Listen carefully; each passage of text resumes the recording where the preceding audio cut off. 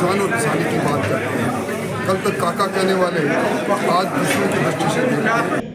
आपके 2 साल और 3 साल के काम निकाल लीजिए और हमारी सरकार के 3 महीने के काम निकाल लीजिए। हमने 3 महीने में कितना काम किया है और आप अपने काम कीजिए। वैशाली साड़ीज, दुल्हन लहंगे, फैंसी लहंगे, साड़ियों की सभी रेंज का एकमात्र शोरूम वैशाली साड़ीज, घंटाघर के पास, सुजानगढ़। नमस्कार, ऐसे सुधा में आपका स्वागत है। मैं हूं शिव कुमार तिवारी। मैं इस समय आपको चूरू के होटल ग्रांड शेखवाटी का नजारा दिखा रहा हूं, जहां पर भारतीय जनता पार्टी की क्लस्टर मीटिंग का आयोजन होने वाला है। 19 अप्रैल को लोकसभा के चुनाव है और ऐसे में आज की ये मीटिंग इसलिए महत्वपूर्ण है क्योंकि चूरू में भारतीय जनता पार्टी के लिए परिस्थितियां थोड़ी विपरीत बनी हुई है। राहुल कस्वा जो कि भाजपा के सांसद थे, वो कांग्रेस में शामिल हो चुके हैं। ऐसे में आज एक मंथन होने वाला है और पूरे बीकानेर डिवीजन के नेता पहुंचने वाले हैं। कुछ ही देर में मुख्यमंत्री भजनलाल यहां पर पहुंचने वाले हैं। आइए चूरू से कार्यक्रम का अवलोकन करते हैं। मित्रों, चूरू के होटल ग्रांड शेखवाटी का नजारा आप देख रहे हैं, जहां पर मुख्यमंत्री भजनलाल पहुंचने वाले हैं। ये देखिए, अभिनेश महर्षि भी पूर्व विधायक मौजूद है हलाल सारण के साथ। अब मैं आग्रह करूंगा हमारे अविनाश गहलोत, कैमरा मेघवाल सुजानगढ़ से, जय श्री दादीज नेता प्रतिपक्ष नगर परिषद सुजानगढ़ सहित आप देख रहे हैं जिले भर के नेता यहाँ पर आप देख सकते हैं। एक बार सभी से निवेदन है, कृपया मीडिया वाले बंधु जितने भी हैं। और ये देखिए, मुख्यमंत्री जी की कार यहाँ पर होटल ग्रांड शेखवाटी की पोर्च में पहुंच चुकी है और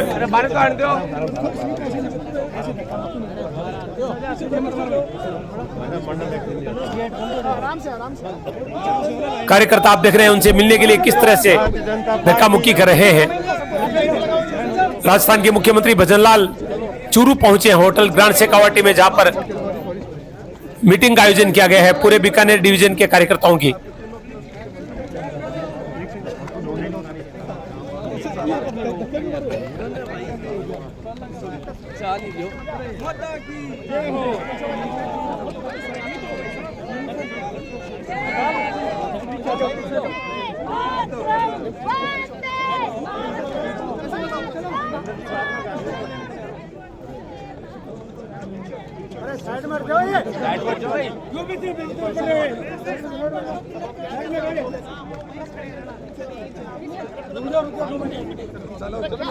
और ये देखिए, महिलाओं के द्वारा मुख्यमंत्री भजनलाल जी का तिलकार्चन से स्वागत किया जा रहा है। आप देख रहे हैं मुख्यमंत्री भजनलाल जी की उपस्थिति में भाजपा के प्रदेशाध्यक्ष सीपी जोशी, केंद्रीय मंत्री अर्जुन मेघवाल, भाजपा नेता राजेंद्र सिंह राठौड़, जिलाध्यक्ष बसंत शर्मा दीप प्रज्वलित कर रहे हैं। भारत माता के चित्र के सामने पंडित दीनदयाल उपाध्याय और श्यामा प्रसाद जी मुखर्जी के चित्र के सामने दीप प्रज्वलित किया जा रहा है।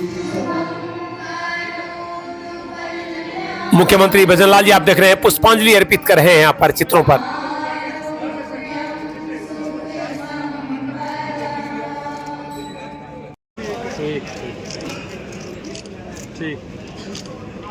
मैं बीकानेर संभाग के चारों जिलाध्यक्षों से आदरणीय जालम सिंह जी, आदरणीय सत्यपाल सिंह जी, पल्ली साइड आदरणीय आचार्य जी, देवेंद्र पारिक जी, हमारे जिलाध्यक्ष साहब से आग्रह करूंगा आप समर्थित दिन भेंट करके माननीय मुख्यमंत्री जी का आप जनता के बीच में जाइए, छाती ठोक करके जाइए, विश्वास के साथ जाइए। 2014 से लेकर के आज तक केंद्र की सरकार में अगर एक भी कहीं घोटाला हुआ हो तो आप बता दीजिए। आपको कहीं सर नहीं झुकाना है। राजस्थान की सरकार दीजिए, आपके 2 साल और 3 साल के काम निकाल लीजिए और हमारी सरकार के 3 महीने के काम निकाल लीजिए। हमने 3 महीने में कितना काम किया है और आप अपने काम कीजिए। अंत में लास्ट में कहते हुए मेरी बात को मैं समाप्त करूंगा। मैंने कांग्रेस के लोगों को चेतावनी दी कि आपने जो घोषणा की है, आपने जो विधानसभा के अंदर बोला है, आप उन बातों को निकाल लीजिए, एक एक वादे को निकाल लीजिए, देख लीजिए आपने कितने पूरे किए हैं। और मैं आपसे कहना चाहता हूं, मेरे मंत्री जी बैठे हैं, अगर हमने कोई हमारे घोषणा पत्र में, संकल्प पत्र में कोई बात रखी है या विधानसभा के अंदर हमने बात रखी है, समय पर पूरा करके दिखाएंगे, ये हम आपसे कहना चाहते हैं। इसलिए जनता के बीच में जाइए, दावे के साथ जाइए, ऐसे लोगों को बताइए जो कभी कभी चुनाव में आते हैं ना, हल्की हवा आती है, फिर कोई झूठा वादा आता है, फिर कोई और आता है। ऐसे लोगों को सबक सिखाने का काम करिए, ऐसे लोगों को सबक सिखाने का काम करिए। कार्यकर्ता बंधुओं, मैं आपसे इतना ही निवेदन करना चाहता हूं, आपको जाना होगा, योजना बनानी होगी, योजना बना करके एक एक विधानसभा, एक एक बूथ पर जाना होगा, और जैसा मैंने पहले कहा, हर बूथ पर चुनाव जीतना होगा और हर लोकसभा को 5 लाख वोटों से जीतना होगा। ये मैं आपसे निवेदन कर रहा हूं। आप सभी लोग इतनी बड़ी संख्या में आए, बार बार पीछे से कह रहे हैं कि अब वो नहीं उड़ेगा। मैंने कहा 5 मिनट बाद उड़ जाएगा, कोई दिक्कत नहीं है। मैं आपसे यही कहना चाहता हूं, आप सभी लोग आए, निश्चित रूप से लगेंगे। पंक्ति, अगली पंक्ति में हमारे सभी विधायक, पूर्व विधायक विराजमान हैं, उनसे भी मैं निवेदन करना चाहता हूं कि पूरी तरह से अपने काम में लगते हुए इस हमारे लोकसभा के चुनाव को ऐतिहासिक चुनाव बनाने का काम करें। आप सभी को बहुत बहुत धन्यवाद। कोई भी चुनाव हर कार्यकर्ता के लिए टेस्ट करता है, मेरा नहीं, कार्यकर्ताओं कसौटी पर कसा जाता है। किसी एक व्यक्ति से नहीं, पार्टी सहकार के भाव से चलती है, सब एक को देख सकते हैं। इसी नाते हम सब लोग इस चुनाव को चुनौती मानते हुए सब लोग चुनाव जीते हैं। पर जो आपकी पार्टी छोड़ कर गए हैं, उनके निशाने पर पार्टी से ज़्यादा आप नजर आते हैं। क्या मतलब वो जो कह रहे हैं कि किसान की कदर नहीं, सामंत की बात है, क्योंकि आपका भी लंबा अनुभव है सियासत में और इस क्या मानते हैं? किसान का क्रिटिकल करने की कुछ कोशिश कर रहे हैं। किसान वो है जो मिट्टी का सिला खरीद कर हम पैदा करता है। किसान और किसानी के लिए मोदी जी ने वादा किया था, कल तक उनके कसीदे पढ़ने वाले आज किसान और किसानी की बात करते हैं। कल तक काका कहने वाले आज दूसरों की दृष्टि से देखते हैं। उनका नजरिया है, मुझे कुछ नहीं करना। 1994 के बाद पहली बार भजन लाल जी ने किया है। पहली बार उम्मीद जगी है कि यहाँ पर ऐसी धरती पर पानी आएगा, और इसके साथ ही इन 2-2.5 महीनों में जिस प्रकार यहाँ सबसे ज़्यादा सिखावाटी के अंदर पेपर माफियों से नौजवान थे, उसके घाव पर मरहम लगी है। जब बड़े बड़े दिक्कत सीटों के पीछे जा रहे हैं, किसान के जो किसान सम्मान निधि की वृद्धि से लेकर और गैस तक के पैसों में जो रियायत दी गई है, वो सारे मिलते हैं। आगे 5 साल हमारा शासन है, शासन के अंदर जन कल्याण और जन कल्याण ही। देखिए,